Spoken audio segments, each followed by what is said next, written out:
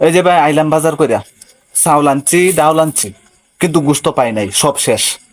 তুমি তো বলছিলে মাংস আনবে, এখন কে রান্না করবে শুনি?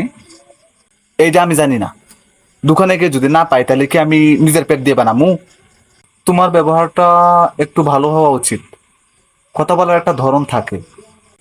ধরন? আমি কি নাটকের পাত্র? আমি যা কই সরাসরি কই, ডং কইরে বলবার টাইম নাই আমার। তাই তো সমস্যা, এই সরাসরি মানুষকে কষ্ট দেয়। আপনারা হইলেন গে শহরের মানুষ, কথা কন ঘুরাইয়া ঘুরাইয়া। আমরার কথায় ঠাস আছে, সত্যি আছে। সত্যি বলার মানে এই নয় যে তুমি কাউকে অসম্মান করবে। আর আমি কি তোর চাকর নাকি? বাজারে যাই, রান্না করি, আর তুই বই লইয়া বইয়া তাহস। তুমি চাইলে কাল থেকে অন্য ব্যবস্থা করতে পারো।